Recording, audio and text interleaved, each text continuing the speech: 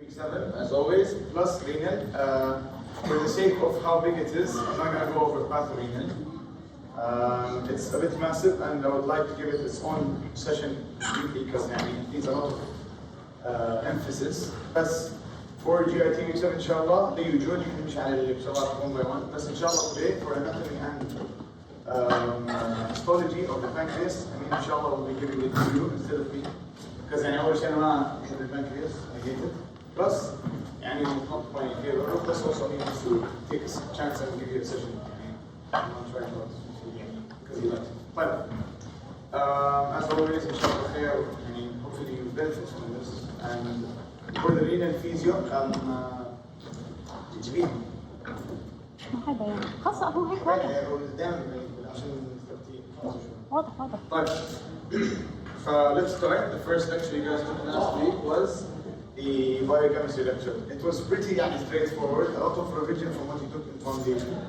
The doctor mainly focused on pyruvate and acetyl-CoA, when أصلا pyruvate and acetyl-CoA are both related in regards to the metabolism of each other. Right? First one is a small reminder to the relation between pyruvate and acetyl-CoA. الأسيتايل-CoA mainly إذا حكينا عنها in a very general term, where does acetyl-CoA comes from? It comes from fat and fatty acids and glucose. Triglycerides, fatty acids and glucose. In glucose, it goes through glycolysis, it breaks down into pyruvate, and then pyruvate تحول ل acetyl-CoA. ونفس الشيء الفات gets break down, it gets broken down into acetyl-CoA. And the same idea applies to both. And the whole idea is what is this one molecule is the main connector between all three. Because there's one more that we I think it's not on this slide. And you can see it here. But you can see it here simply this is the third protein that also has a connection to acetyl-CoA. The proteins also have a connection to acetyl-CoA. In other words, acetyl-CoA is the main star that connects between amino acids, sugars, and fatty acids. Right? The simple term to remember is, why would someone who eats a lot of sugar get fat? Sugars and fat are not the same thing. But the idea is, your sugar, and you have a certain threshold that can fill the blood, and then eventually the sugar should be stored. And the stored form of sugar is glycogen. So even the glycogen has a threshold in the liver. Mohamed, we hit both thresholds, the blood threshold and of course the consumption threshold, plus the glycogen threshold. We need to use the glucose to be converted to something we can also store, which is fat. This is the idea. Here, the protein, who knows the protein that acetyl-CoA is used in or to form? Alanine. Alanine, fine. Okay. Is it only alanine? There's one more thing. It's not actually, this is not the question. Alanine is the one that has acetyl-CoA clearly connected to it, yes? The other question is, which proteins are connected to fats, meaning? In other words, which proteins turn into fat? Ketogenic. There's a pretty funny one. The reason I'm trying to tell you about this is because it's in your lecture. Ketogenic معناته it's protein that forms fat. Glucogenic are proteins that form glucose, and then there are proteins that form both. They can turn into both proteins and fat. The proteins that only form fat, and ليش عم بحطكم إياها هيك؟ Because ketogenic are only two. The rest are gluconeogenic and ketogenic, or gluconeogenic only. Usually in a test, they always ask about ketogenic, that's it, because they're the most tested in regards. The ketogenic ones, the proteins that can be turned into fatty acids, are the two L's, the lysine and leucine. Right? These are the two ketogenic. You can remember them from L, also stands for lipid. Right? But the two proteins that start with L are the same two proteins that form lipids. هاي كمان شغلة كانت موجودة في الlecture. Remember, acetyl-CoA main player. Acetyl-CoA's relation to protein is alanine, and the two ketogenic proteins are the two L's, L standing for lipids, lysine and leucine. من الآخر سؤال بقول لك إنه Which of the following proteins can be converted only to fat? Find the protein with L in the beginning of its name. Anything else in the lecture? The lecture is pretty straightforward, صراحة. It's more revision to what you guys took in foundation, and they've been revising this thing year on year out. صراحة boring, to be honest. Anything else about the lecture? So lysine and what? And use Leucin. Huh? Yeah. Okay, this is one more thing. What you can see in red is pretty important in the lecture. A very important site for gluconeogenesis is the kidneys. Hello? What's also the function of the kidneys when it comes to glucose? Yes, this is very important. Reabsorption of the glucose from the kidneys is a very important function. ليش؟ بالضبط. in other words, glucose شو بصير فيه بالglucose? It gets filtered صح ولا لا؟ Yes or no? Yes, it gets filtered. What is one specific thing about it after it gets filtered in the tubular? It's 100% reabsorption. We're going to talk more about it بس عشان نعطيك شوي فكرة. The 100% reabsorption معناته ايش؟ معناته should I see glucose in the urine of a person? How much should I see? What is the normal? Zero, absolute zero. But يعني if I see even a single molecule, بالضبط, and this is the beginning of the diabetes. This is why glucose in the urine is one of the main tests that tells us if the patient is diabetic. Actually, this is, and historically speaking, this is the reason the name of the مرض اسمه diabetes mellitus. You know how they used to test diabetes in Zaman? They used to taste, but then they شوية reformed and they became better. What did they do? مش smell, I'm not really good smell. They did something that's smart actually. More ants, flies. It's okay, it's the same thing. And insects, when you put urine outside, insects that get attracted to the urine, because they get attracted to sugars, معناته there's sugar within the urine. This is their new way of testing. Alhamdulillah, وصلنا للمرة. And less dirty.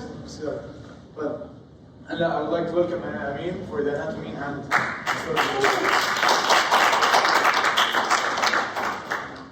Good afternoon, everyone. I will be discussing the basic anatomy of the pancreas. First of all, as we know, is that the pancreas is a retroperitoneal organ and it's located at the posterior abdominal wall behind the stomach. It was one of the organs or structures that made the stomach build.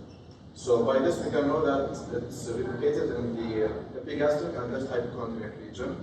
And for the extension of the pancreas, it starts with the head at the second part of the duodenum, it's enclosed by the duodenum, and goes up to the hilum of the spleen where the tail ends there. So for the parts, we all know the parts, the head, neck, body, and the tail. The head, I'll start with the head and I will discuss the head. The head has an anterior and an posterior surface and have four borders, right, left, or medial lateral, and upper and lower borders. The neck has anterior posterior surface, same as the head, but only upper and lower borders because it's continuous on either side with the body and head. The body has three borders and three surfaces. The body is in the shape of a triangle, this way. We have an anterior border in front, and we have superior and inferior borders. So we have an anterior-superior surface, anterior-inferior surface, and a posterior surface. And I will discuss the relations of each. The tail is the termination of the spleen when it enters the peritoneum and it comes at the intraperitoneal part of the pancreas and it ends in the splenic hilum. Okay, for the relations, starting with the head, as we can see from above, on the sides and from below, it's enclosed or it's surrounded by the duodenum, first, second, and third parts. And in front of the spleen, we can see this is the reflection of the transverse mesocolon. So here's the transverse mesocolon, and here's the colon, so it's related anterior to the head. And we also know that the superior mesenteric arteries originate at the back of the pancreas, exactly posterior to the neck of the pancreas. So the superior mesenteric arteries will be coming from posterior to the pancreas, anterior to the uncinate process, which is a process coming from the lower pole of the head of the pancreas. It's located just here. It's not clearly visible, but it's just behind the vessels. So the vessels pass posterior to the neck and head of the pancreas, except for the uncinate process, where they pass anterior to it. We also have below the transverse colon coils of jejunum. And yeah, that's it for the head. Posterior relation, of course, we have the inferior vena cava, and we have the bile duct. It's an important relation, where it's located to the upper lateral surface of the head of the pancreas, the bile duct, where it will come and joins with the common nerve pancreatic to form the ampulla oblongata. Going to the neck was located at which plane? Transpyloric plane. So the neck is at the transpyloric plane, which is at the level of L1. So as you can see here, what other structure was located at the same plane, but posterior to the neck of the pancreas? Posterior to the neck. Direct relation. Portal vein. And portal vein. Yes, and we have another structure which is the origin of which vessels? Superior mesenteric vessels. So these are the relations to the neck posteriorly, and anteriorly also the transverse column.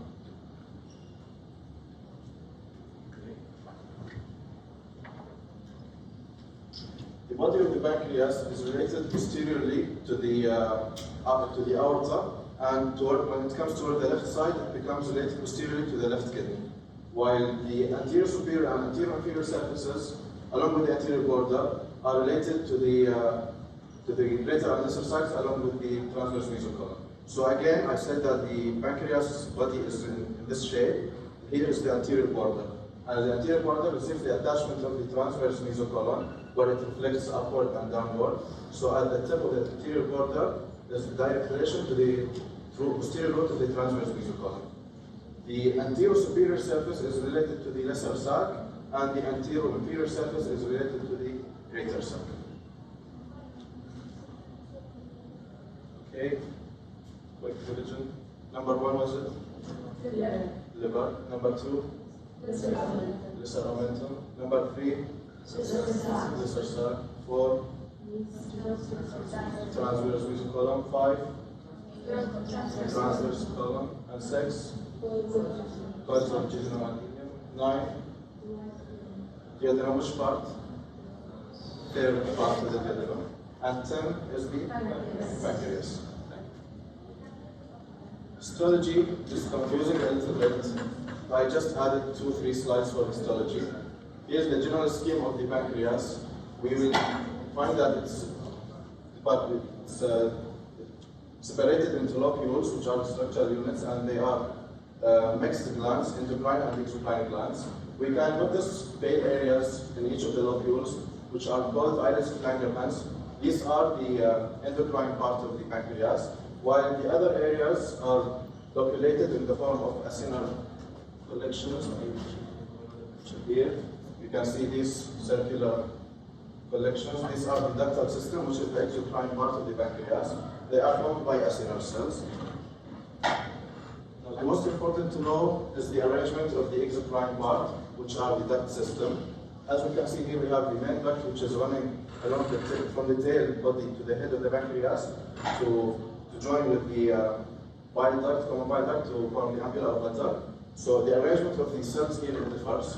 There is one special characteristic which is special for the pancreas, distinguishing it from other exocrine or other ductal systems in the body, is that usually in any duct system we will have the cells that are secreting the fluids with the enzyme, whatever they are secreting, will empty or secrete their secretions into an empty space, and this space will be drained by a duct system. While here we can see that these are the acinar cells, which are the one responsible for the secretions, are lined by specialized cells, which are called centroacinar cells. This doesn't exist in other ductal systems, so the centroacinar cells are specific for the pancreatic exocrine secretion. So we start with the centroacinar cells. This area will be drained by a small intralocular ducts, which are also called the intercalated ducts. Then we will have a larger intralocular ducts, which are the larger intralocular ducts. These will be drained by interlocular ducts, and then they will empty into the main pancreatic duct, which will go and join the bile duct. For the histology, now from my point of view, I don't know if this is 100% correct or not, but I usually, when I look at histology pictures of the pancreas, when you can notice the acinar collection of cells, you will find that the intralocular duct runs parallel to the centroacinar cell, to the acinar cells, while the interlobular will be perpendicular to the section because it will go out of the acini and it will empty into the main pancreatic duct. So in any section you will find that the intralobular are parallel to the acinar cells, while the interlobular will be perpendicular to it. That's it.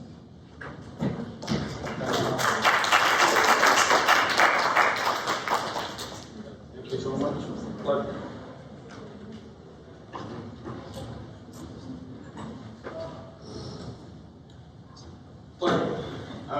for the physio, يعني صراحة it's a lot of review of what you guys look again and again. And there's nothing so new in the lecture, to be honest, to be explaining to you. فصراحة the week 7 physio is very خفيف عليه. It just revises CCK and its function again. It revises secretin, the functions of secretin again. These are the two main hormones that we talked about.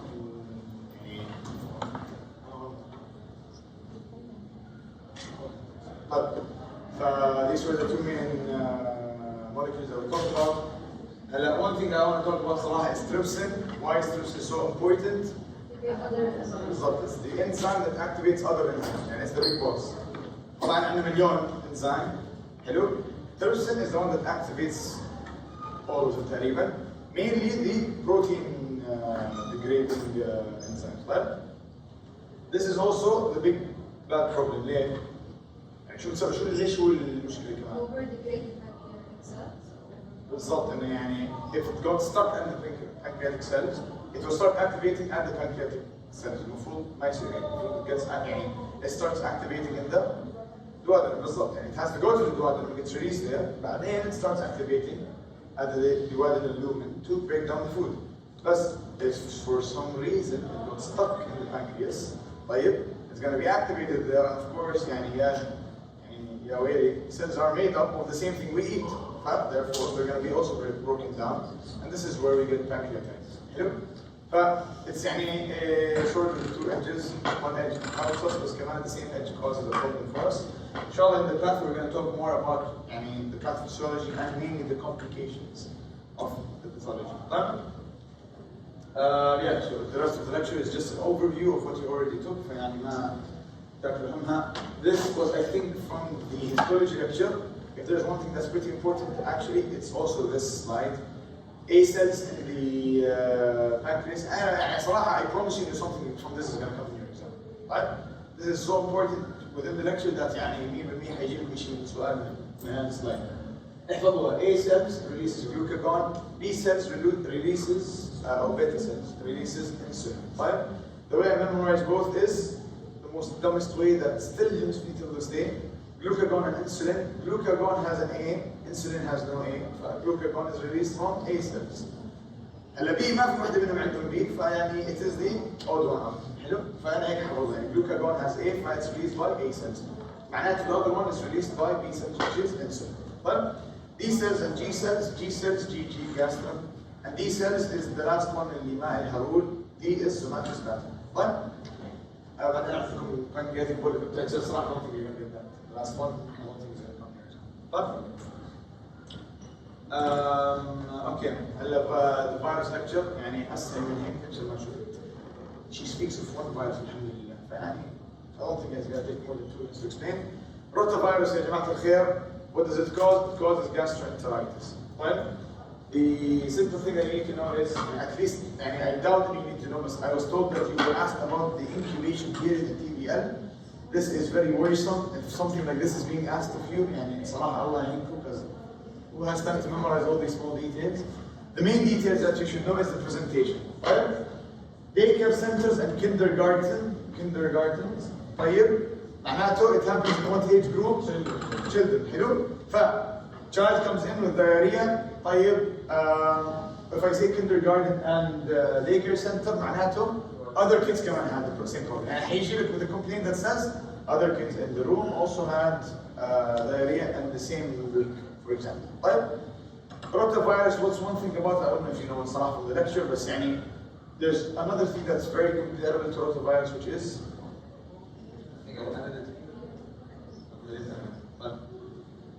which is norovirus. طيب شو the difference between both? It's more common in adults, that's one. Second thing, rotavirus, احنا we nearly خلصنا من الموضوع تبع rotavirus. أنا for me in pediatric rotation I didn't see any rotavirus case, but I did see a norovirus, and I saw the third one, which is adenovirus. Rotavirus, the reason we were able to get rid of it is because of vaccine. حلو؟ يعني in other words, what I'm trying to say is, هلا in real life, rotavirus is not really a problem for the places that are well developed. But developing countries are also the things that see rotavirus more. Right? Norovirus, yes, norovirus we see it more in adults كمان, unlike rotavirus. Norovirus we see it more in developed countries because we still didn't adapt the proper vaccine for it. Come to the difference between rota and noro, بس هاي الفرق. بيضل adenovirus. Adenovirus is أكثر واحد مشهور بالgastrointestinal. ليه؟ And the way it presents is actually pretty interesting. If a patient comes with diarrhea plus upper respiratory tract symptoms, فورا this issue, adenovirus بشكل مو طبيعي, this is actually the case in hospitals. الدكتور بيدخل على البيشنت بقول لها upper respiratory tract symptoms, حتقول له يعني ابني عنده upper respiratory tract symptoms. حيقول لها عنده diarrhea, حيقول لها حيقول adenovirus. انتهت القصة. And this is exactly how it goes in the hospital. It's a pretty straightforward case. Two presentations that are not supposed to be together happens together.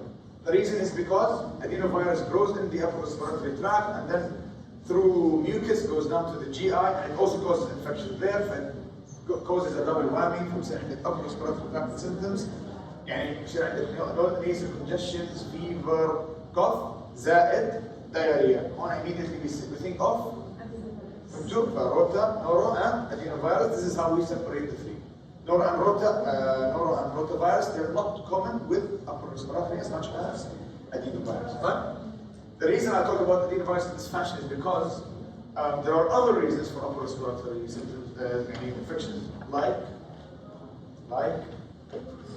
influenza. What like as well? What's the question? What also causes upper respiratory tract? Other respiratory tract infections caused by strep. Hemophilus to a certain extent, but it causes one specific thing, which is no. Hemophilus شو بتسوي؟ السكتشي كان هيك طالع ايش من بقه كانت. So epiglottitis. Right? Okay. When I talk about upper respiratory, I'm mainly focusing on pharyngitis or sore throat mainly. Mainly the influenza, strep, and this is one thing I don't expect you guys to know, which is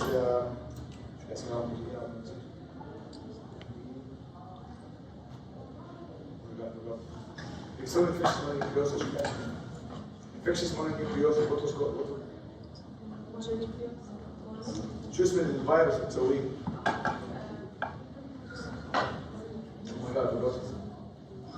ابشنبار. استغفر الله. ابشنبار فيروس. يعني نحفظ المعنى. These three causes pharyngitis in a patient. They have a very nice way of describing the three.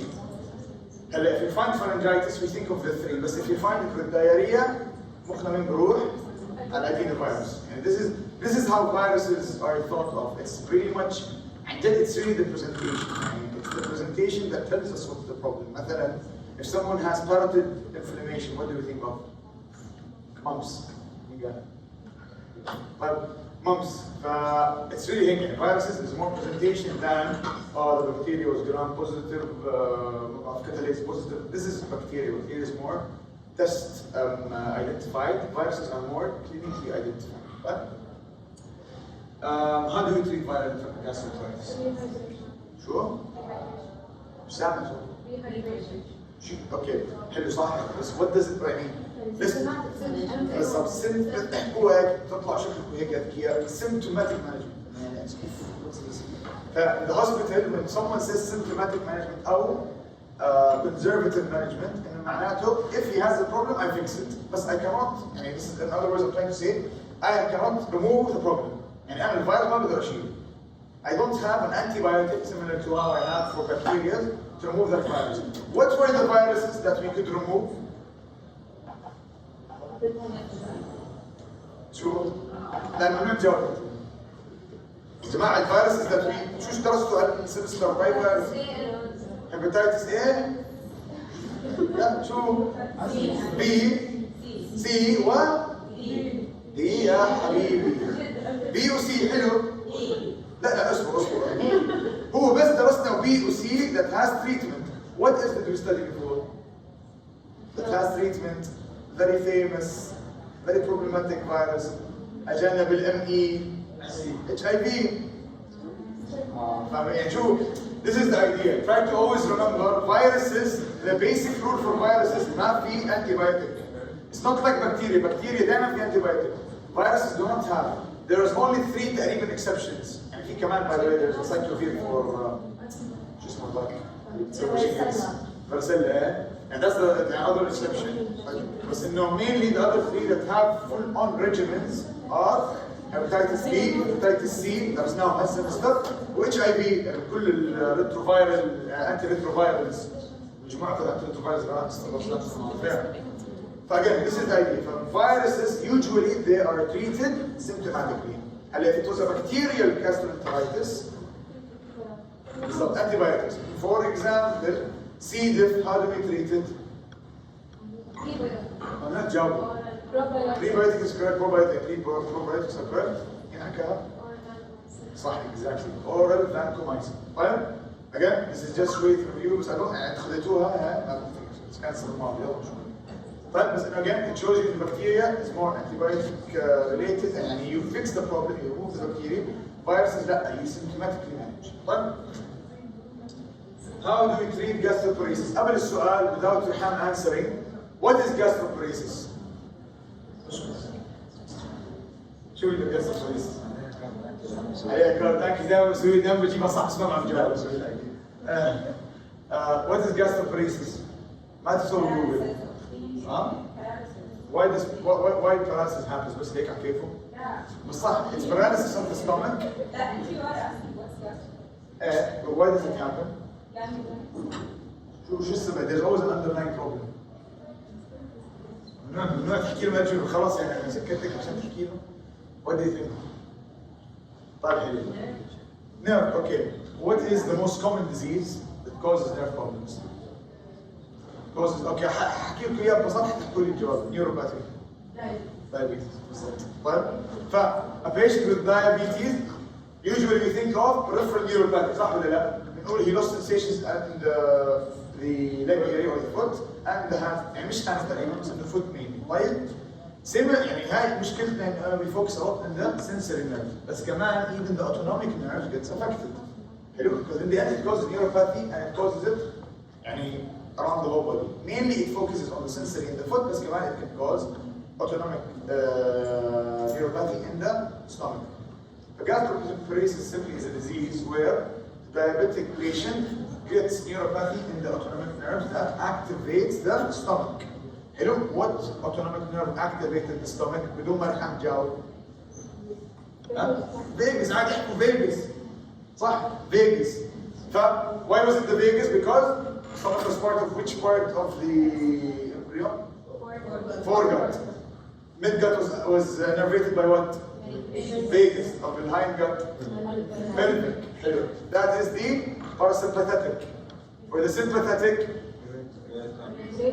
صراحة أنا ما بديش أحفظكم إياها كذا يعني احفظوه زي ما هي في الليكتشر. أنا الصراحة من نفسي ما حتعب راسي أحفظ. بس إنه يعني sympathetic as you know through the lecture you will know. بس for parasympathetic innervation the foregut midgut is vagus, the hindgut يعني from the 1/3 part of the transverse colon to the proximal part of the rectum that is the vagus. Right? The pelvic sorry. طيب هلا when the vagus nerve gets affected by diabetes طيب حيبطل في vagus innervation بطل الستومك يشتغل فبصير عندنا gastroparesis يعني in other words الستومك بطل يطلع. Okay? And here we give بدون ما أمين يجاوب ولا يحنا. What do we give that is not the usual to fix this problem? You don't know? Okay, I'll jawab. لا تحكي لا we give an antibiotic. What do we give? We give azithromycin. Right? If you remember, azithromycin back in year 1 semester 1, the main side effect of azithromycin was diarrhea. And the reason because it's because it is a promoter of GI motility. اللي هون عم نستخدم the side effect that's the problem to fix our disease. Its side effect was diarrhea because it induces GI motility. احنا البيشنت اللي نعطيها زيتومايسين اصلا الجي موتيليتي تبعه تعبانه. So when it induces it causes it to fix itself. طيب؟ anything that causes increase in GI motility is correct. بس انا حكيت which drug do you think انه هيك يعني شويه غريبه الموضوع. بس yes, any GI motility drug that causes diarrhea is also used in gastroparesis. بس azithromycin is شويه غريبه يعني it's out of the ordinary to use an antibiotic to remove bacteria in the case of gastroparesis. And I just want to talk about this because I want you guys to go through the cards. Gastroparesis is a viral infection. For the pathology section, I think it is the surgery. For the pathology section, احنا two types of stones in the gallbladder, a cholesterol stone and a pigmented stone. In your lecture, the doctor divided them between, the two differences between them is one, it's cholesterol, the other one is like black stones. The cholesterol stones are radio lucid. Can you see them in X-ray or that? No, it's radio lucid. I cannot see them in X-ray. The pigmented stone, from the name, pigmented, it's colored, فبنقدر نشوفه in X-ray. It is radio opaque. حلو؟ بس they're the less common version. The cholesterol stones are more common. Fine? The cholesterol stones, what are the 4 F's that I memorized for risk factors?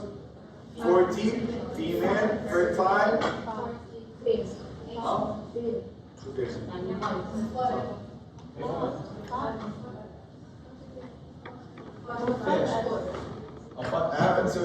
هي مرات تفهم تخبص هي انا حافظهم كلهم.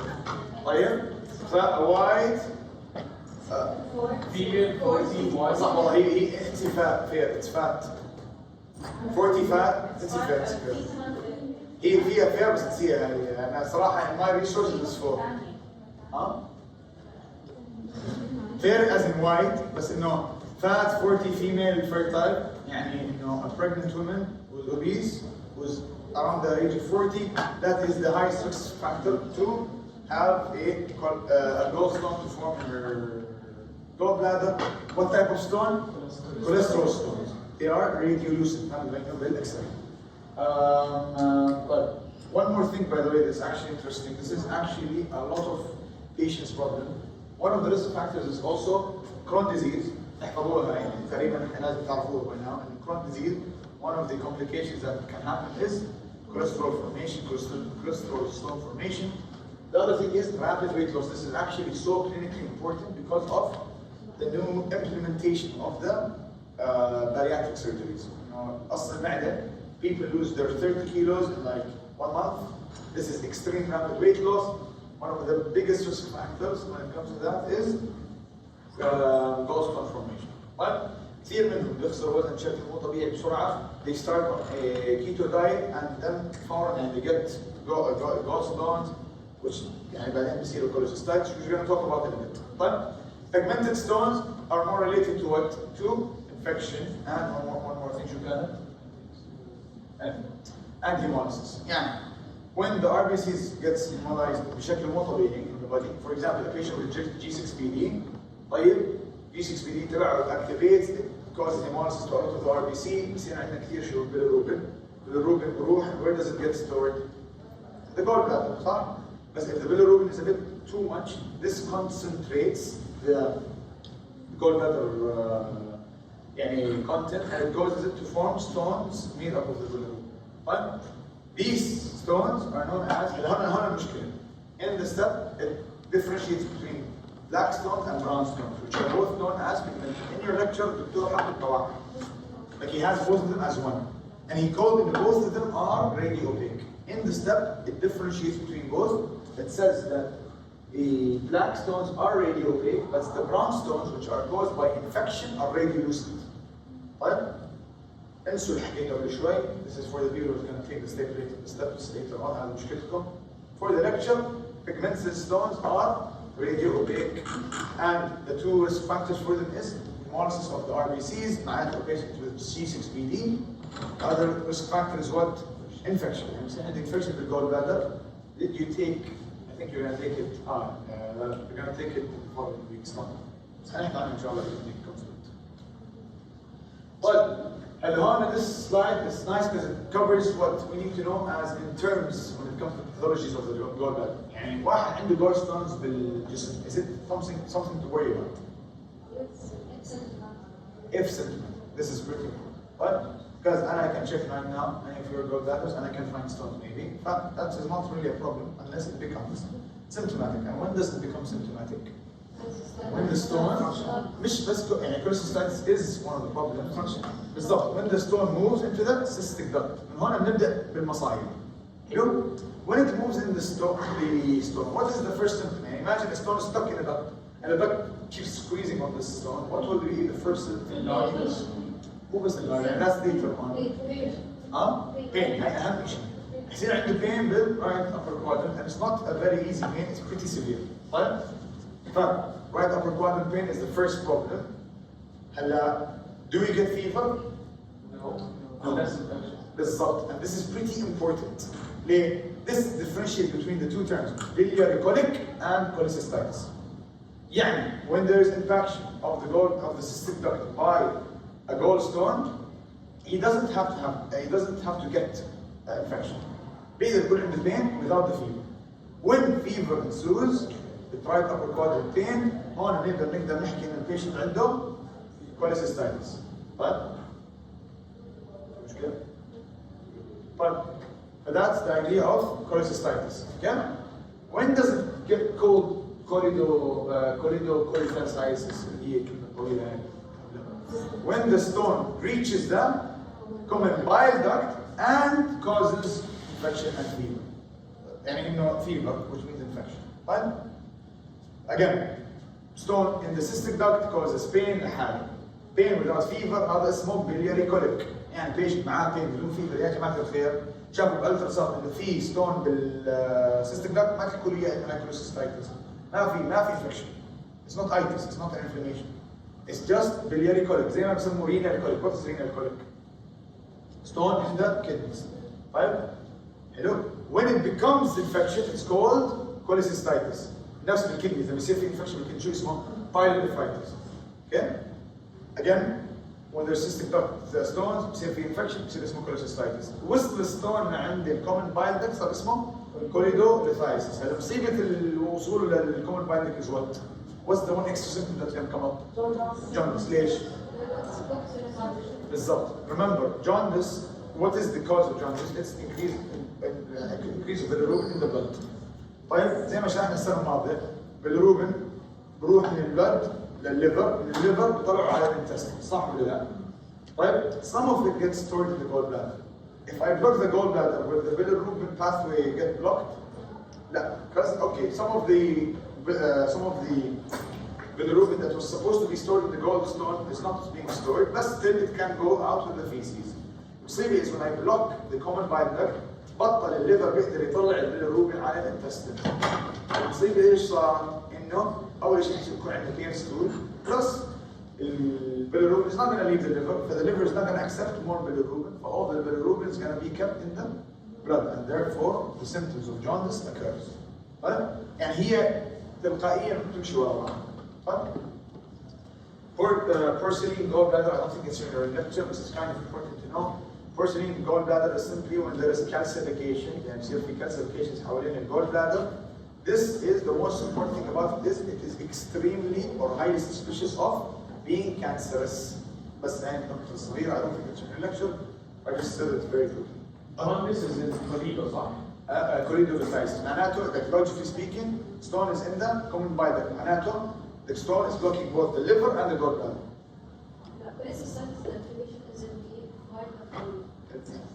مش الباقي, the gallbladder.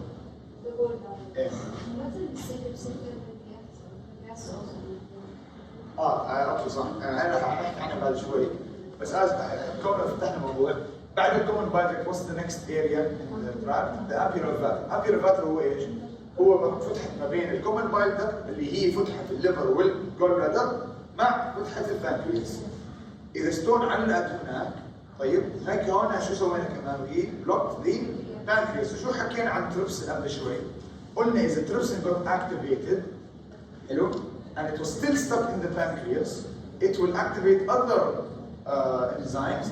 وهذول الانزيمز got activated where? In the pancreas. اللي هم بيعرفوا الفرق بين بروتين اكلته وبروتين جوا جسمك؟ لا. حيبدوا شو؟ ياكلوا بالبنكرياس. مهما بدا ياكلوا بالبنكرياس صار عندنا شيء اسمه جوا pancreatitis. وهلا نحكي عنها. I think in the next slide, yes. But the difference between acute and chronic pancreatitis really is in the presentation. Right? What we need to know about acute pancreatitis, the two main risk factors, and maybe if one risk factor is very important, it's this hypertriglyceridemia. يعني a patient with high triglycerides with abdominal pain يساوي acute pancreatitis. تقريبا like they could bring the question in this fashion. They really want to assess whether you know the risk factor of triglyceridemia is with pancreatitis. And why is this important? Because what was the risk factor of myocardial infarction? بالضبط مش triglyceridemia. في فرق بين كوليسترول وترايجليسرايدز. لازم نفرق بينهم. طيب؟ And why is this important? Because كان عندنا شيء اسمه familial مش كوليسترول، I think hyperlipidemia diseases. No, it's inherited hyperlipidemia diseases. طيب that have defective شو apoproteins. درستوه المفروض السمستر الماضي. ApoE, ApoB2, ApoB100. حلو؟ If you go back to it, you're gonna realize the patients who have dysfunctional lipids, when it comes to cholesterol, they have increased to MI causes, and MI disease, and MI cancers. Right? But those who have problems with triglycerides, they have increased pancreatitis chances. You know, patients who have, I think it was ApoC was lipoprotein lipase activator. Lipoprotein lipase was the one that breaks down triglycerides to take in the fatty acids. إذا هذا اللايبوبروتين لايبيز ما كان شغال, the fat cells do not take the fatty acids. فوين بقعد الفاتي اسيد؟ بالبلد. طيب شو بصير احنا بالبلد؟ هايبر ولا كوليستروليميا؟ هايبر ترايجليسيريديميا. Because remember, في شيء اسمه عندنا كوليسترول، في شيء اسمه ترايجليسرايد. Triglycerides are made up of fats. حلو؟ fatty acids سوري. فإذا اللايبوبروتين لايبيز مش عم باخذ الترايجليسرايدز قاعد بالبلد بيزيد. إذا زاد مين اللي حيتصفي يتدمر منها؟ البنكرياس. البنكرياس ما بتنتج الترايجليسرايدز يضلها بالدم. طيب؟ عكس مين؟ الكوليسترول. إذا زاد الكوليسترول شو أول أورجن بفكر فيه يتدمر؟ الهارت. مين بعده؟ البرين. طيب؟ ليه بصير عندنا ستروك؟ يعني again it is not actually the heart. It's not the heart or the brain. It is actually the vessels that get يعني يتدمر. فهمتوا الفرق؟ Triglycerides and cholesterol. But they're not the same thing. Please try to separate them. Hypertriglyceridemia is not the same as hypercholesterolemia. But that's one risk factor. The other one is hypercalcemia. For some reason, pancreas also does not like calcium. The main symptom is epigastric.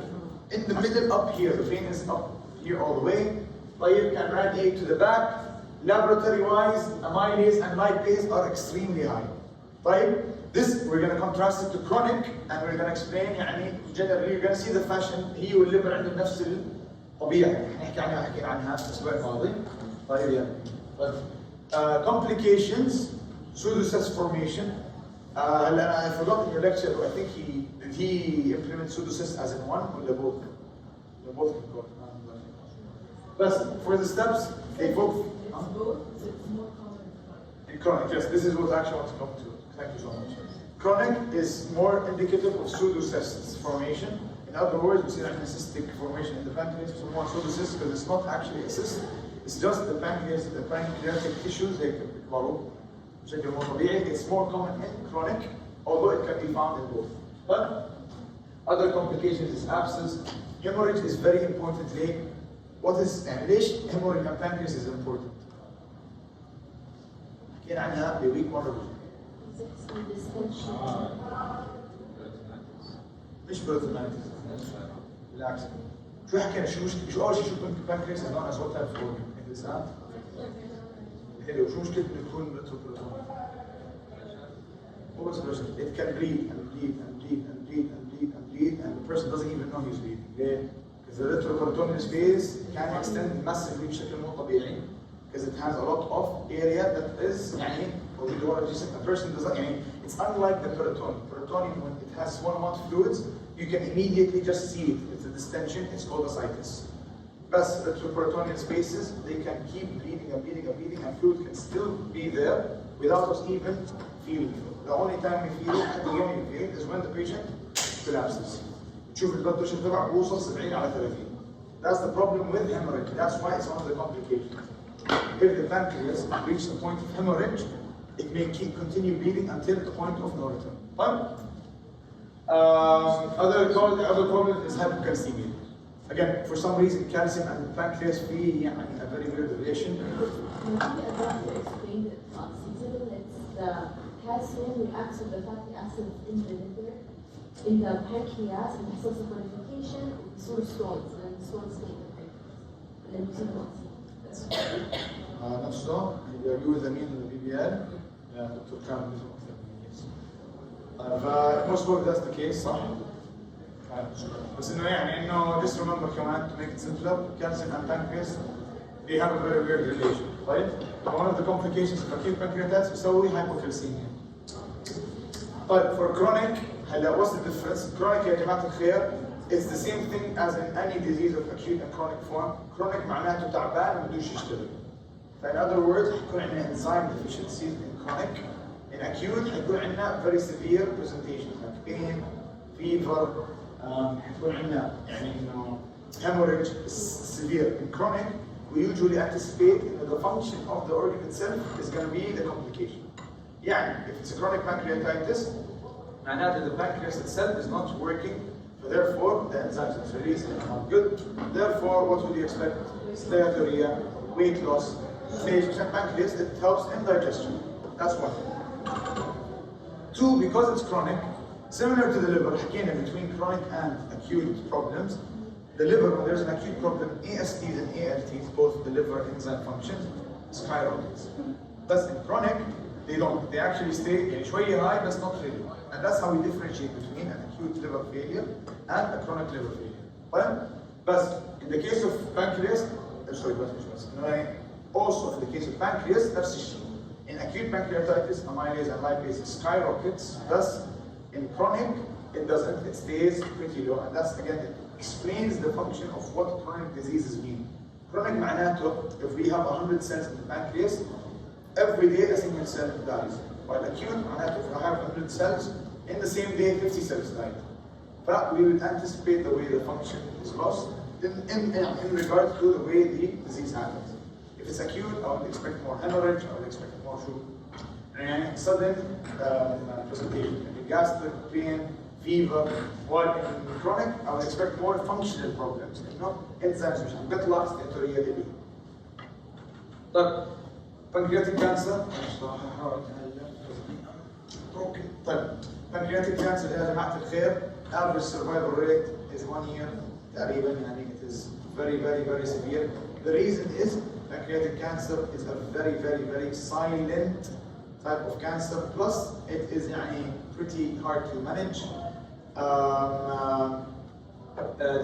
The marker is CA19-9, right? Although it's a pretty common marker for pancreas.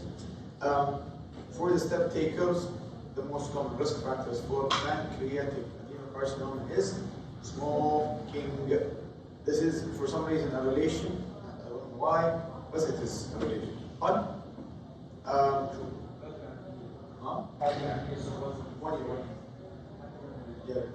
وهلا حورجيك العملية it's a very disastrous عملية. العملية is actually very bad. It's not that perfect procedure. طيب for pancreas, what is the one form of pancreas that is actually symptomatic? Is when the head of the pancreas enlarges to an area.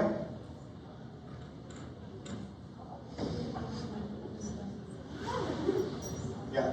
أيوة. Is the pancreas of the head of the pancreas enlarges, it blocks شو الأخضر اسمه؟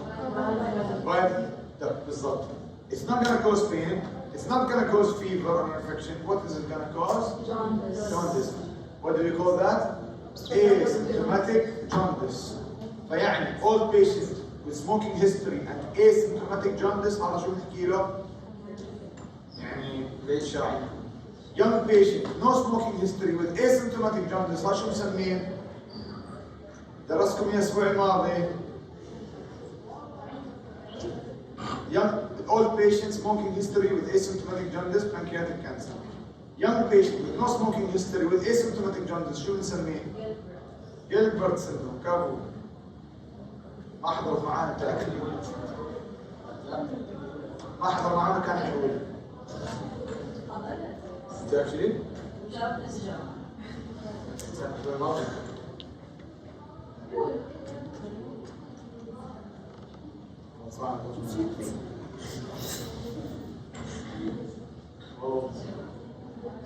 طيب هاي ثالث ديزيز بصراحه انا همشي عليه بسرعه.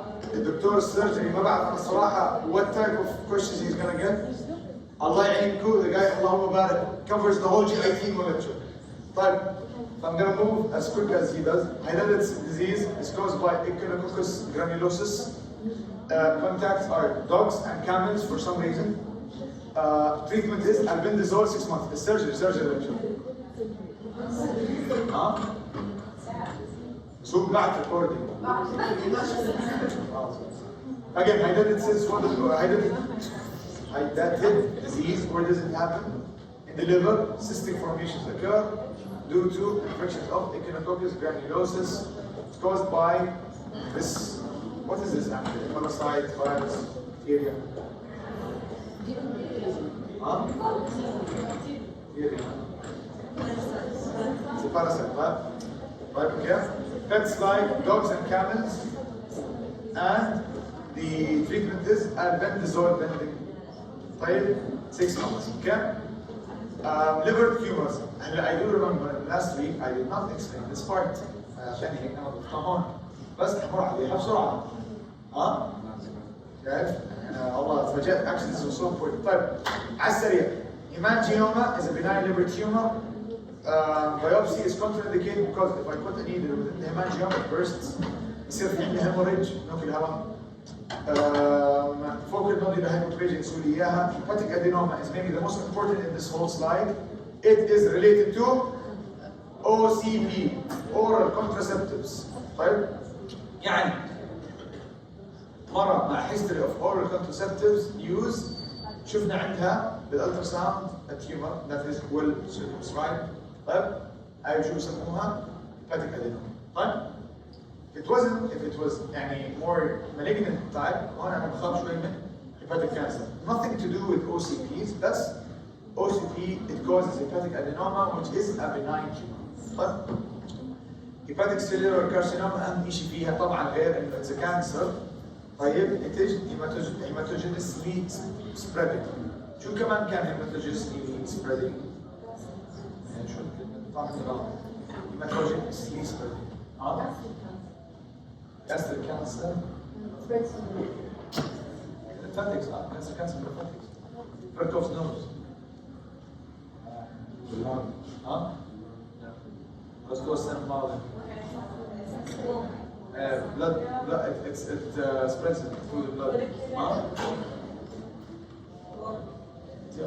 Keep on. I can't, تبي مش هتحرك معك يا ريت. تحكي مو عم تكمل حكي فلا. صح. One tumors are one of them. What else?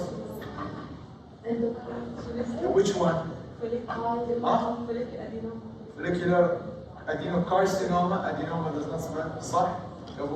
What else? Something you're gonna take. Renal cell carcinoma. Right?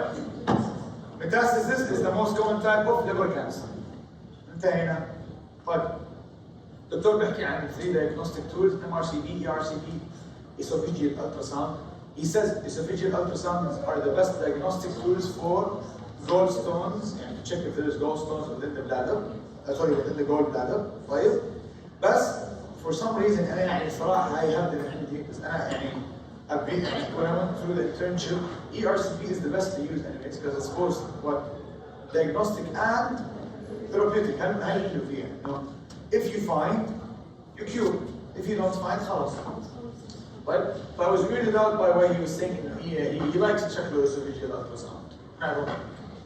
He That's my said, expertise. he said causes pancreatitis and cholangitis. Yes, yes. Well, this is the complication. بس أنا بحكي كمان إنه بالأخير let's say they found بالألتراساوند إنه في جول بلادر، شو حيسوي؟ حيسوي ERCP. يعني شو استفدنا؟ المهم this is done.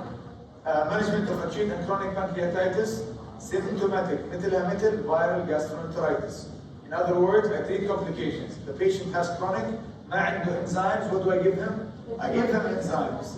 Patient has acute, he's hemorrhaging, صار blood pressure تبعه قليل. What do I give him? I give him blood. هيك بس هيك نشتغل.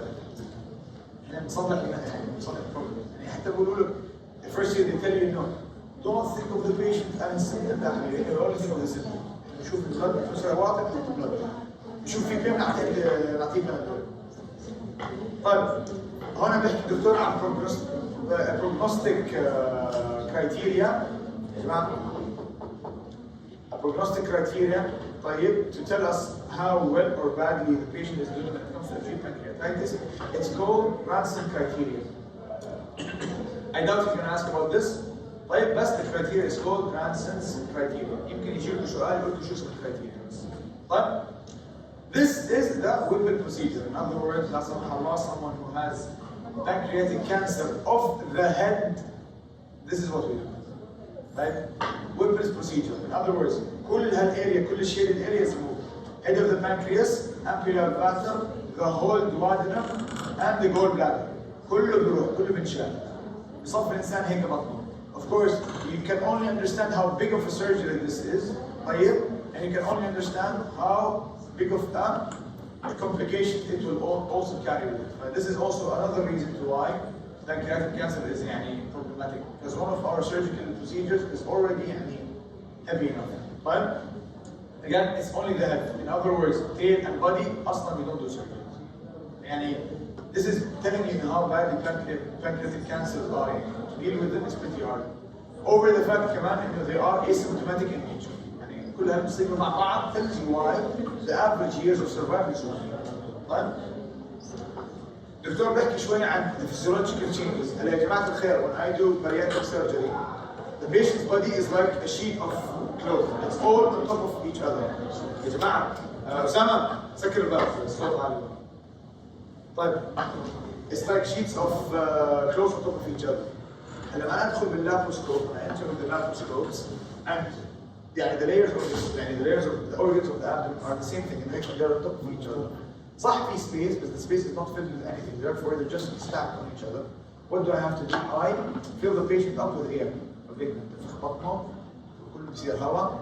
ليش؟ عشان the air opens up the peritoneal cavity and it expands it so I can manipulate the tools properly. Right? What type of gas do we use? ليش؟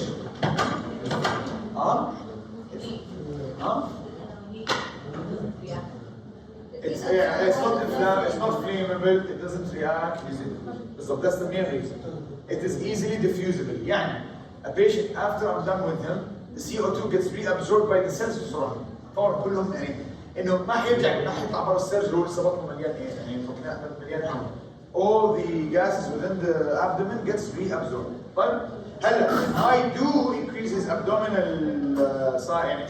When I do fill him up with air, the abdominal pressure increases, and this is why the doctor says intra-abdominal pressure increases.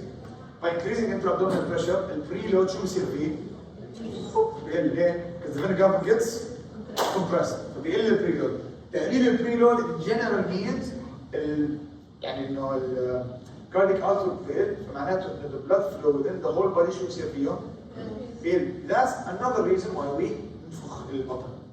طيب because by نفخ البطن طيب يؤدي لانه بيقل شو اسمه بيقلل الكارديك اوتبوت ف risk of bleeding decreases. غير انه اصلا laparoscopic surgeries are اصلا minimally invasive مش minimally invasive بس they're less invasive than the counterpart which is laparotomy نفتح بطن واحد. ف that's one thing. يعني طبعا lectures talk about more بس يعني that's like this is a joke within your lectures and had to add it. طيب for now we're going to start with renal. خلصنا من GIT. Any questions about GIT before we go? الله يسلم على جي تي باي. اوكي فور رينال اليوم ان شاء الله راح نحكي بس عن فيزيو. باث we're gonna leave it for next week ان شاء الله. Basic terminology. طيب the tubule is made up of what? Glomerulus that has what inside? Capillaries. After that what comes? BCT. After that what comes? After that what comes? DCT. After that what comes? Is the connecting part of the nephron? No. Okay, please don't forget. But the nephron unit ends at the nephron. شغلة is a nephron. هي من الجلوميريولس ل DCT. الconnecting duct مو محسوبة as part of the nephron. طيب so don't confuse yourself when a question is asked and they're specifying the nephron. طيب the reason I talk about this is because now I'm going to talk about basic terminologies within renal. طيب what is filtration? مش going out, going into the Bowman's capsule through the glomerulus. طيب يعني when blood goes into the capsule. بدون ما تحكوا الاثنين. What is the name of the fluid? أنا قلت لك ما تجاوب. ultrafiltrate صح؟ ها؟ ultrafiltrate.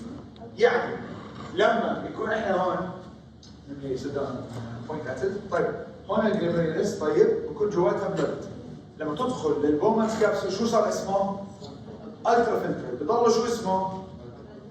حلو تا يطلع شو اسمه بصير بالكولكتنج داكت؟ يورين.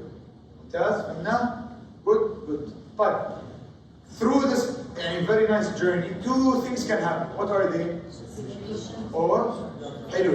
How would I know the difference between both? Depending on يعني مش depending sorry no. كيف تحفظوها بسهولة؟ Who is the main character when I say reabsorption and secretion? The blood. شو يعني شو قصدي هيك؟ بالضبط. secrete يعني عم يطلع وريابزورب معناته is taking back. طب is the tubule taking back and secreting or is it the blood that's taking back and secreting? Again the main character is the blood. Look. Because the main character is the blood, secretion means the blood is releasing to the tubule, and because the main character is the blood, معناته reabsorbing, again the blood is reabsorbing because again the main character is the blood. طيب خلصنا هيك basic terminology. قولوا بسم الله، قولوا يعني يا رب تفهموا علي because this is gonna be a disaster. طيب يا جماعة الخير بدي اياكم تركزوا معي. This is gonna be a mathematical journey where we explain the simple reason to how GFR is calculated. Okay? Next to me is 3 cups, and each cup is trying to represent. Well, there's one mistake here. This is supposed to be.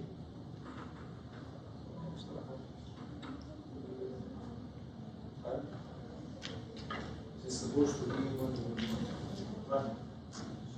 Okay. يا جماعة الخير شوفوا. These are 3 cups. Each cup represents. والله يا اخوي شو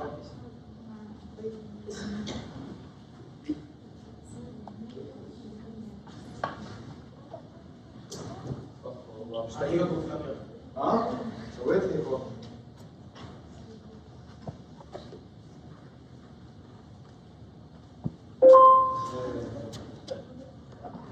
Right. 3 cups, each cup represents the 3 fluids we just talked about. On my right side, right, is the blood. The blood gets filtered and then it's called what? Ultrafiltrate. Ultrafiltrate goes through reabsorption and secretion and then it gets called what? Urine. This is exactly what we, this is where we start to understand what GFR is. Basic terminology for GFR. What is GFR? What am I trying to calculate? The most basic language. Filtration of what? Amount of moving out blood to the Bowman's capsule. So this is actually a very, very close representation of what's happening. The amount of blood that is moving from the glomerulus to the Bowman's capsule. اللي صار اسمها ايش؟ ultrafiltrate. In other words, the calculated amount of fluid that moves when to the Bowman's capsule at certain time. عشان هيك اسمه rate. Insulin rate. رموها عن الزبالة هي عادي يعني we can talk about it later. In other words, it's just the amount of fluid that is moved. In these 3 cups, what is the GFR? What is the GFR?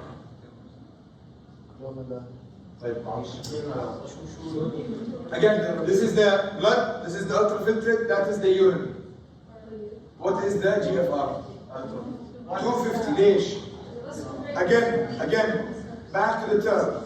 What is GFR? It is the amount of blood that has been filtered into the Bowman's capsule. معناته, what is these 3 cups telling us?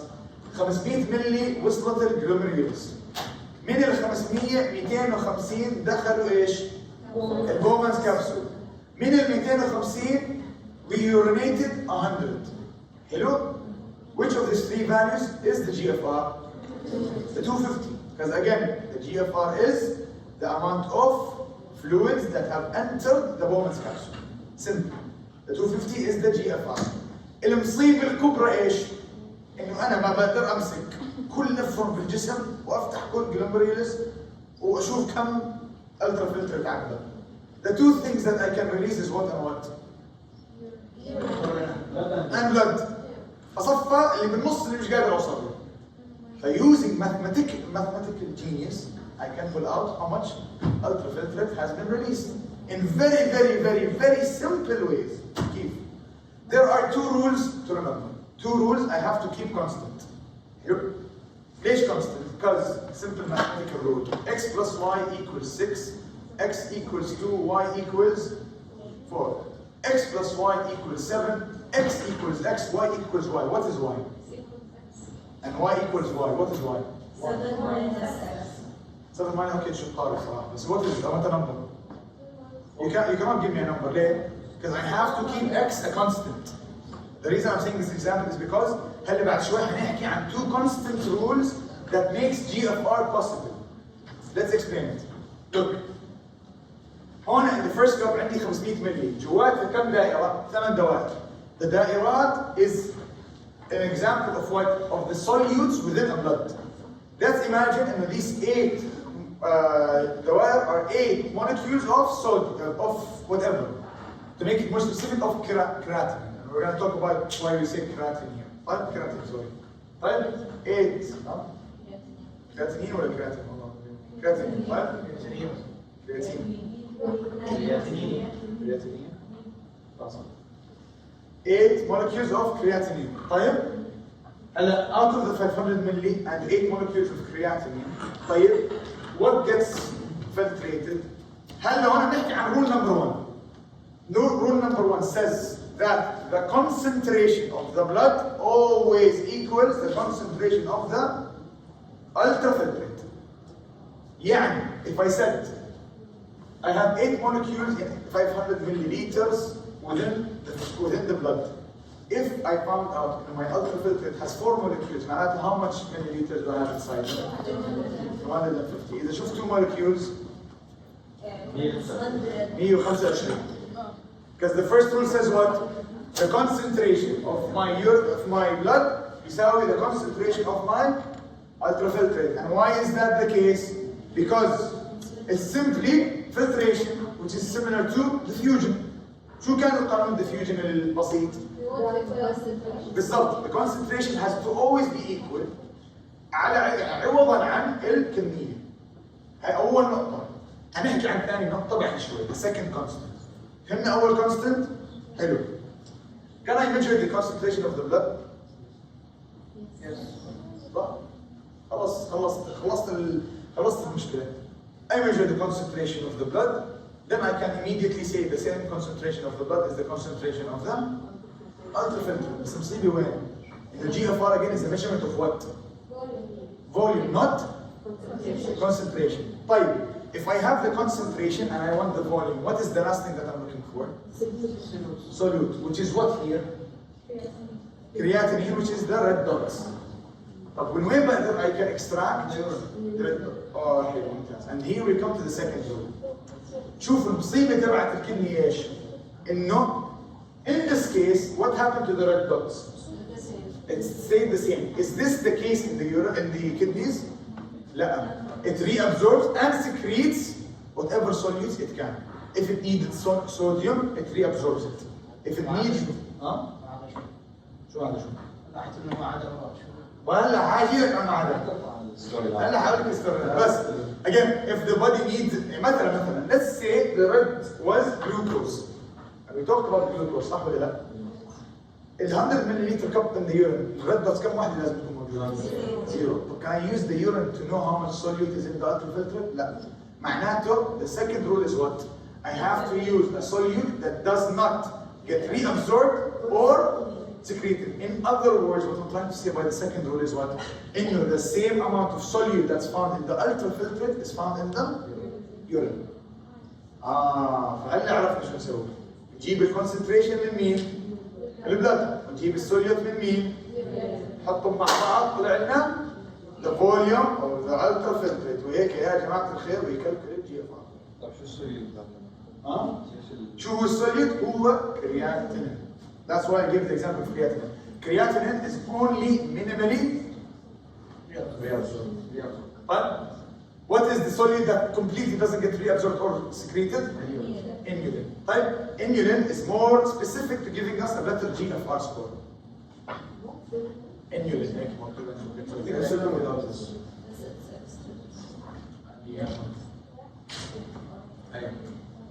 But inulin, طيب, it completely does not get reabsorbed or secreted. This is perfect to our second scenario, second rule, sorry. Again, عندنا two rules. The first rule and the second rule. The second rule حكينا ايش؟ انه because يعني let's revise the whole thing again.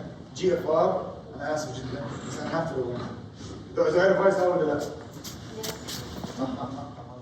But GFR is simply we're calculating the volume of the ultrafiltrate. انا ما بقدر امسك نفرون تبع كل شخص يعني اشيل كدني اشيل كل نفرون افتح كل واحده اشيل اشوف كم ultrafiltrate موجود. This is practically impossible. What I can practically do is extract the blood and extract the urine. بعديها from the blood what do I take? What measurement? The concentration. And rule number one said what? The concentration of the blood بيساوي the concentration of the ultrafiltrate. فهيك صار عندنا the concentration of مين؟ ultrafiltrate. بعدين the second rule إنه لازم we need to measure the solute that is either reabsorbed or secreted. Which was what? Creatinine. Although it is minimally reabsorbed, creatinine we take it من وين؟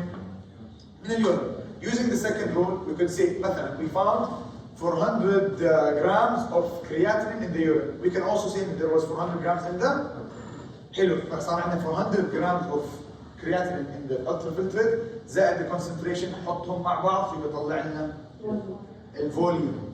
شو بيضل؟ الريت. How do we add the rate? بس how will I measure this time? بالضبط.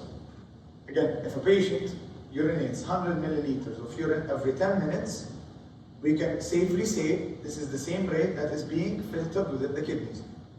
يعني إذا مش 100 بالضبط بس whatever measurement I see and whatever volume I end up with in the ultrafiltrate, I divided it by the time that I found within the urine output. يعني كيف أنا حطلع السوليوت amount of solute؟ أنا في الأخير حمسك اليورين مش حمسكها طبعا نجيبه بالكبس طيب تيست طيب I'm gonna get it مثلا in 1 hour the patient excreted 200 milliliters of urine for the rate is 200 milliliters of urine was excreted in 1 hour.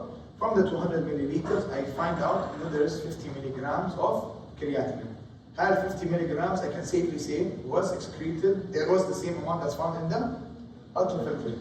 50 milligrams of creatinine was filtered per hour in the ultrafiltrate. نضربها بالconcentration يصفي معانا a milliliter of volume that we could say مثلا would be 300 milliliter ultrafiltrate volume divided يعني per 1 hour. This is the GFR. في الآخر the rate is not really a problem if you simply understand and know how we got the volume بالأخير. فهمتوا الفكرة؟ كيف عم نحسب الريت اليورين صح؟ ايه بس احنا بالاصل بنحسب الالترافلتريت صح؟ ايه يعني هو هو طريق واحد. اذا بسرعه 100 مللي بالساعه عم بيطلع من اليورين بقدر اقول انه نفس السرعه عم بسوي له فلتريشن. هيك الفكره. واكثر بس مش الصعب. نفس السؤال نفس المجرى. يعني مثلا 100 مللي نزل معناته 300 مللي بالساعه يقدر يطلع. هي the rate of the urine is not, I wouldn't say the same, I don't want to say it's the same because it's not wrong, بس by getting the, يعني هو مش the same. I فهمت اللي بحكي لكم اياه. When I say 100 milliliters of urine is being released per hour, if I convert the 100 milliliter يعني مثلا 100 milliliter to a solvent, مثلا 80 milligrams of creatinine is being released per hour. هذا الكلمة هاي الكلمة 80 milligrams of creatinine is being excreted per hour. I can say the exact same one بس أبدل excreted by filtration. إنه 80 milligrams of creatinine is being filtered per hour in the woman's capsule. طيب because إنه both of them they move at the same rate. يعني إنه كل الكمية اللي تطلعها is the same كمية the kidney that also releases also filters. إلى آخر it means يعني if you calculate it using this logic you're gonna understand it better. بس إنه مجملي فهمتوا الفكرة تبعت الGFR.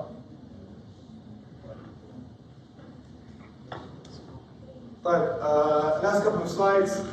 The second lecture صراحة روعة جدا جدا جدا.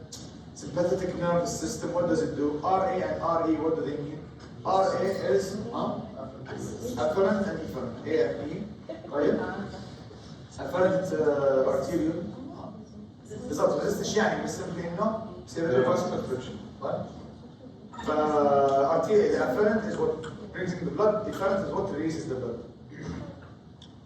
The sympathetic nerves, or catecholamine release, both of them causes increased afferent and also increase in efferent, but the increase in efferent is a lot. Therefore, does the GFR increase or decrease? Decrease. Why does it decrease or why does it increase? Less blood. Less blood. بالضبط. هو السؤال كان by increasing afferent and efferent, what happens to the GFR? The GFR decreases. And okay, let's make it a simple rule. Is I increase the afferent without the efferent? شو بيصير بالGFR؟ decrease. the afferent بدون efferent. Increasing the activation. The GFR.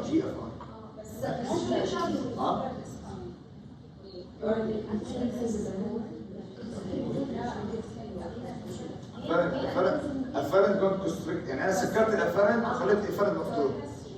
decreases ليش؟ less blood supply. ممتاز. Is I close the efferent without the afferent. طب if I apply طيب if I close both same ولا decrease ولا ايش؟ المصيبة انه يعني it's a very stupid concept that I hate until this day. بس it does decrease ليش؟ because هو صح احنا we're increasing the gradient of the pressure between afferent and efferent by closing the efferent.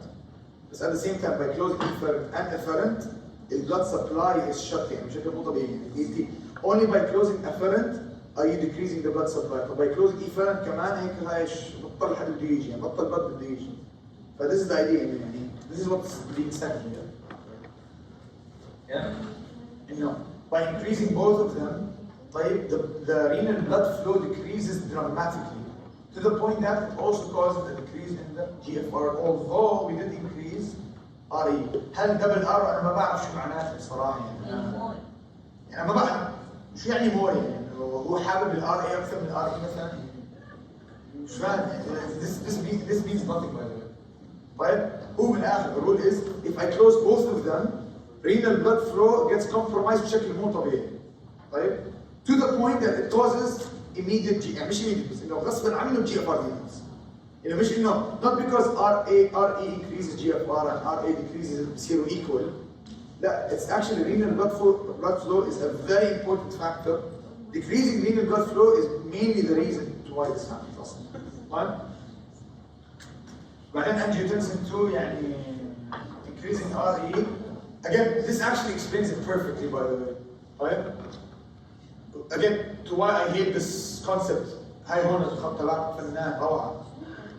By decreasing afferent احنا قلنا انه GFR logically should increase صح؟ because احنا we're increasing شو the pressure within the glomerulus فالمفروض احنا we're pushing more blood. Okay? That's the concept. But at the same time, again, the easy concept is what? whenever I constrict an artery, blood flow to that area is compromised. حلو فهون مصيبه because I'm constricting the efferent البطن حيبطل يجي على الرينال حيكره الرينال organ. Well, this is what's being said in the third line. Increasing RE decreases RBF. By decreasing RBF, but at the same time increasing the pressure within the glomerulus, the GFR doubles. In other words, whatever you do, the GFR يزيد. This is wrong. This concept, try to memorize it أكثر من understand it. If you start to understand it, حطيها. لا حبيبي ما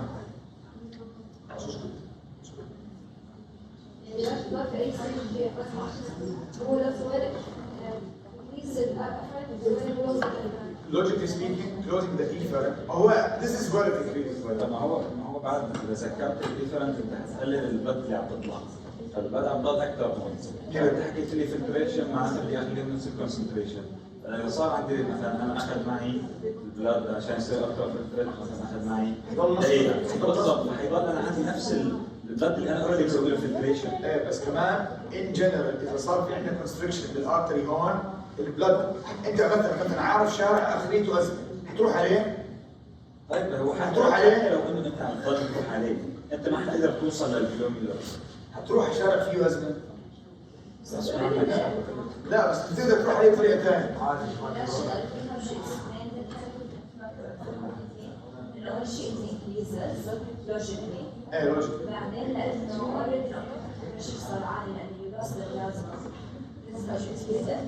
بعدين لانه صار البريشر عالي فبيقل فينا كانسل بيقل. Because of plasma. I think it's because هي انا ذاكر بالسبيد هلا انا اذا حطيت البلاد هذا مثلا مده دقيقه في الكيلومتر اوكي وصار له الفلتريشن وصار نفس الكونسنتريشن تمام بعدين انا مشيت هذا بدل ما امشيه دقيقه انا خليت دقيقتين هل رح يصير فلتريشن زياده؟ حلو بس خلص انا خلال دقيقه خلال دقيقه انا وصلت حلو بس هاي فكرة ممتازة by slowing it down كمان الجي اف ار بيقل. ايوه هو عشان هيك بطلع اول شيء بعدين خلص اوكي انا سويت الفلتريشن كل اللي اجاني قدرت اسوي الفلتريشن بس ما عم بقدر امشيه عشان استقبل بس عشان مش قادر تمشيه يعني. ايوه شو عم بقول؟ انت عم تقول انه ما في شيء عم يجي جديد لا انا الفكره انه انا ما هو ما في شيء بيجي عشان ما في شيء عم يتمشى. طيب صح ما عندك صدق بس هيك شو بيطلع؟ لما يكون الكدني اسكيميك الكدني اسكيميك لما يكون الرينال بلاد فلو هاي كوز اكثر من الحكم الريزلت يعني انت عندك لو رينال بلاد فلو رينال انجيوتنسين كونستركشن اوف ذا ايفرنت بزيد البريشر بالجلوميريولاس فالجي اف ار بينتين صح ايوه فانت ما عم تخلي انه والله الجي اف ار بينتين انت لما يصير عندك اي غلط في الجي اف ار انه انجيوتنسين هو موشي الجسم بيستخدمه عشان يمثل. انا ما حكيت اوكي يا جماعه انا مثلا تريننج هو جي اف ار ما عم بشتغل اجي تيست اسوي وحكايه وبنفع تكريس مش يعني هو صار تكريس هو رجع على النوع الطبيعي هاي الفكره.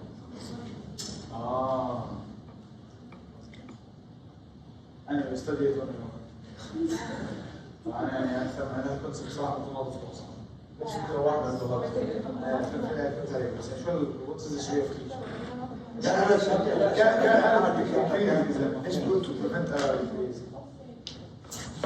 نفس فكره الام اي بي من ارتيريال بريشر لما مثلا كارديك اوتبوت لما مثلا يقلل الكارديك اوتبوت تزيد التي بي ار عشان الام اي بي تضل ثابته هون قلل الرينال فلو زاد الكونستركشن يعني قصدها بهذا الايكويشن احنا بنبدا من هون هاي الكوز بس هي حطيت هيك انه عشان تكون عارف انه الرينال بلاد فلو از لو والله الصراحه انا ذاك الفيديو اللي حضرته هو شرح بهالطريقه increasing efferent decreases pressure within the glomerulus طبعا المفروض it decreases GFR which is correct in the beginning بس بعديها بطل بده يرجع شو قلت increases بالبدايه increases بعدين البلاد بطل بده يجي بطل يقول يعني بديش رينا بديش كده مش هلا فهمت فكره لكن because why will we release angiotensin is احنا more kidney. This is where it comes. This is where the second point I want to talk about is there's something that also dilates the afferent. اصلا انت by dilating afferent constricting efferent هنا انت عن جد increase GFR. by dilating efferent constricting dilating afferent and constricting efferent هون انت اول شيء عم تزيد البريشر بالجلوميريولس وعم بتزيد البلد فلو. This is where you increase GFR. بس هاي النقطة كنت أضيفها بس صراحة يعني الله يعينكم. يلا ثانكس. لا لا شو كمان الفرق؟ أنا نفسي مش فاهم. يعني أنا بقول لك بقول لك احفظها مش بقول لك تفهم. طيب هون النقطة حلوة صراحة الموضوع macular densa where do you find it؟ Macular densa where do you find it؟ The distal convoluted tubules. This is actually طب where does it sense sodium؟ Where I blood? This actually anatomically speak tells you إنه the DCT and the glomerulus are very close to each other. شوف النقطة؟ DCT فيها الماكيولا densa which senses sodium in the afferent glomerulus or afferent arteriole. This tells you that the DCT and the glomerulus are very close to each other. بالضبط. One point is it senses sodium. If the sodium decreases, حلو sodium قل هون بولع الدنيا وشو does it release؟ بالضبط. طيب؟ هاي بتشرح اخر بوينت. قلل البريشر، قلل الهيدروستاتيك، قلل الجي اف ار، مش عارف شو بيطلع عن جوتنسين ريزيستنت للإيفرنت، بالتالي الجي اف ار. هي هيك. نيجاتيف فيدباك هاي بتصير عشان هذا بس المفروض ما كتبت هيك بالليكتشر. وانا ليش for some reason I remember في شخص شرح لي اياها مش شخص في فيديو شرحها انه الافرنت والكونستريكت بالبدايه it causes increase in GFR بس بعديها المفروض it drops بس it gets maintained because يعني both increasing the pressure within the glomerulus plus decreasing the renal blood flow يساووا بعض يعني. بس انا اللي فاهمه يعني. يعني لا ترجعوني على الموضوع مرة ثانية. شكرا. هون يا جماعة it's a nice slide. It talks about the substances and their renal شو اسمه يعني the renal function. يعني albumin does not get filtrated. المفروض if we see albumin in the blood in the urine شو بنقول؟ big problem. طيب؟ This is actually one of the big problems that we're supposed to talk about today. بس بعد الوقت ها؟ بروتين كله بالضبط بروتين من نفسه مفهوم ما يجي. إذا بروتين شفناه باليورين what do we call this disease؟ nephrotic syndrome. Proteinuria is the sign صح؟ Okay? It's the disease is nephrotic syndrome. Nephrotic syndrome is proteinuria. Nephritic is okay. لا مش nephritis. مش راح هيك. اوكي وشوفوا الصراحه there is inflammation يعني بس it's not nephritis بس انه nephritic is there is blood in the urine mainly RBCs in the urine. This is simple probe of what's going to come tomorrow. Nephrotic في protein, nephritic في blood. طيب actually the main reason is because عندنا two layers that have filters. شو هم؟ Bowman's capsule and غير epithelium. Bowman's capsule then podocytes. I think يعني يصفروها بشكل نسيت بس انه if the basic membrane ضربت يسوي لنا nephrotic because the basic membrane was the main barrier that stops protein. إذا podocytes دمرت يسوي لنا nephritic because podocytes were the main reason that RBC didn't get filtered. This is the idea. Nephrotic syndromes يعني صراحة it's really doctor dependent. If he actually wants to make it hard, it can be hard. بس next week inshallah we're going to talk about it. Try to familiarize yourself يا جماعة with the concept. Try your best يعني to at least watch a video about it today عشان ما تدخل الحصة وتتفاجئوا بالمعلومات اللي تشوفوها بكرة. Tomorrow the lecture about nephrotic طيب is يعني we're not going to talk about nephritic and nephrotic. Nephrotic is diseases كيف اشرحكم اياها؟ زي to a certain extent it's like obstructive and restrictive lung diseases. Obstructive lung diseases, they all cause obstructive lung disease, which is what is signs of obstructive lung. صح؟ But each of them is a very totally different disease. Asthma غير عن emphysema غير عن chronic bronchitis غير عن bronchiectasis. نفس الشيء فكره نفرتك نفروتك all of the نفرتك كلهم بيسووا بروتينيوريا نفرتك كلهم بيسووا ار بي سي باليورين بس كل واحد كل ديزيز عالم ثاني عالم اخر. This is the idea. بعدين في a third layer اسمه نفرتك نفروتك يعني it goes both protein and RBCs مع بعض. طيب؟ يا جماعه glucose is zero because it gets completely reabsorbed. هذول الشله يعني partially reabsorbed. Inulin does not get reabsorbed or secreted, therefore it gives us the best GFR and GFR value. Finally, acid highest clearance because both filtered and secreted. يعني no. This is next week. We're going to talk about the meaning of clearance and what clearance is. Right? This molecule, it has the highest clearance in the body as a molecule because it gets both filtered and secreted. يعني كل نقطة فرع أمينو هيبيوريك أسيد موجود بالجسم gets released. And this is actually what clearance means. Clearance means is the amount of fluid I need to clear my body from this molecule. Right? Now, in other words, which molecule has the worst clearance? Inulin.